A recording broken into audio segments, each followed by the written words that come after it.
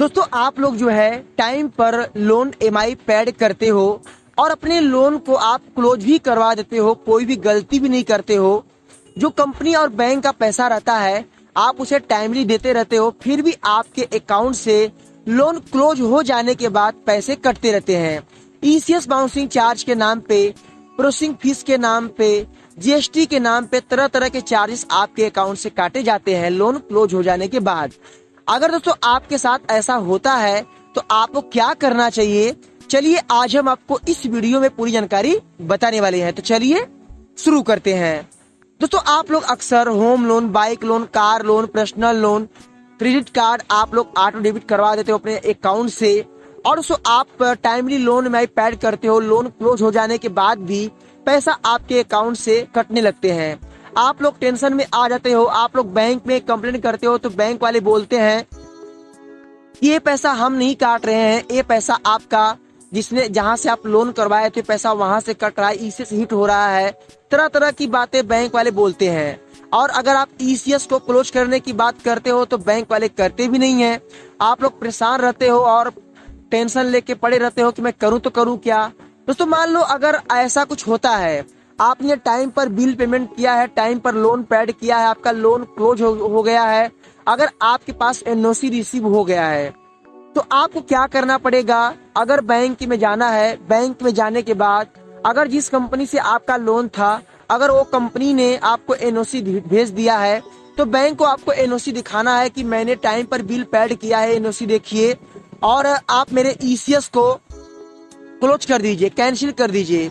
अगर इस हाल में अगर आपका बैंक सपोर्ट नहीं करता है तो मैं आपको आरबीआई का ईमेल आईडी इसके पहले भी दिया था और मैं आज भी आपको दे रहा हूं।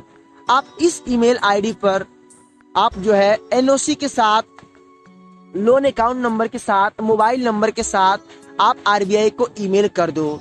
ट्विटर पे जाके आप वहां भी ट्वीट कर दो।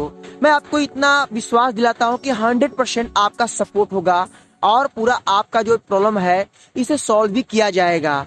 तो क्या होता है कि पहले आप ये जान लो कि आपका जो पैसा होता है ये कंपनी वाले लोन क्लोज हो जाने के बाद काटते क्यों हैं। तो देखिए कुछ कंपनी का रूल ऐसा होता है, कुछ कंपनियां अपने छोटे मोटे चार्जेस को आपको शेयर नहीं करती है। जब आपका लोन क्लोज होता है, मान लो अगर आपका एक दिन भी अगर ईएमआई मिस मैच होता है तो उनका जो चार्जेस रहता है वो गुप्त रहता है, होल्ड रहता है। और जैसे आपके अकाउंट में पैसे आते हैं तो आपका जो चार्ज होता है वो कट जाता है। जीएसटी हो गया, चार्जेस हो गया, ये ईसीएस बाउंसिंग चार्ज हो गया, ये सब कंपनियां काट लेती हैं। कंपनियां कभी कभी ईएमआई के साथ आपका जो चार्जेस है वो जोड़ के नहीं काटती है।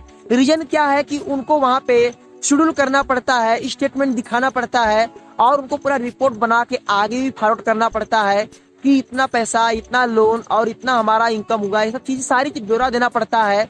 ऐसा नहीं है कि आपका 2000 किस्त बना है और आपसे 4000 काट दिए, इस तरह वो नहीं कर सकते। आपका जो सिस्टम है वो सिस्टम का हिसाब सेम रहेगा और आपका जो चार्जेस है वो पैसा आपका दोबारा कटेगा, तिबारा कटेगा, वो आपके अलग टाइम से कटेगा, बट उसी में जोड़ के बहुत कम चांस में कटता है। बाकी बहुत कम चांस में 1 या 2% में कटता है, बाकी वैसे कटता ही नहीं है। दोस्तों अगर मान लो ऐसा होता है तो मैंने आपको जो ट्रिक बताया आपको ऐसा करना है। अगर दोस्तों फिर भी आपके संग ऐसा प्रॉब्लम होता है, कोई आपका सपोर्ट नहीं करता है, तो आपको क्या करना है, जो आपका ईसीएस मैंडेट है, आपको बैंक में सपोर्ट अगर आपको बैंक से नहीं मिलता है तो आरबीआई से लीजिए। अगर आरबीआई नहीं करता है तो आपको डरने का 1% नहीं है। आपको नियर बाई पुलिस स्टेशन में आपको जाके कंप्लेंट दर्ज करवाना है। अगर आपके पास ईसीएस है तो पुलिस आपका 101% सपोर्ट करेगी, क्योंकि ईसीएस आपका एक एग्रीमेंट, एक प्रूफ रहता है कि आपने कंपनी से लोन लिया और क्लोज करवाया। इस हाल में कोई भी दिक्कत आपको नहीं होगा। तो अगर आपके साथ अगर ऐसा हो रहा है या आपके संग कोई कंपनी ऐसा की है तो आप जरूर एक काम करना, मैं आपको विश्वास दिला देता हूं कि आपका सपोर्ट जरूर होगा। डरना मत, फुल सपोर्ट होगा। बट मेरी एक बात आप लोग याद रखना, कभी भी आप लोन करवाना तो कंपनी का पहले बैकग्राउंड चेक कर लेना, कंपनी कैसी है। और आप कोई अपना पर्सनल अकाउंट मत देना जो आपका जीरो बैलेंस या कोई ऐसा अकाउंट है जिसमें आप पैसा रखते नहीं हो, आपका फैमिली अकाउंट नहीं है, वही अकाउंट आप ईसीएस के लिए देना। कि ईसीएस आपका आपके अधिकार में नहीं होता है। अगर आपने एक बार सिग्नेचर कर दिया वो कंपनी के पक्ष में हो जाता है। तो कंपनियां क्या करती हैं कि कभी कभी गलत फायदा भी उठा लेती हैं। तो शायद मैंने आपको इस वीडियो में पूरी जानकारी बता पाया हूँ, समझा पाया हूँ। अगर आपको ये वीडियो थोड़ी सी अच्छी लगी तो इसे लाइक कर देना और दोस्तों में शेयर कर देना। आपके मन में कोई भी सवाल है तो कमेंट कर देना। फिर मिलेंगे नए वीडियो के साथ, तब तक के लिए जय हिंद, वंदे मातरम।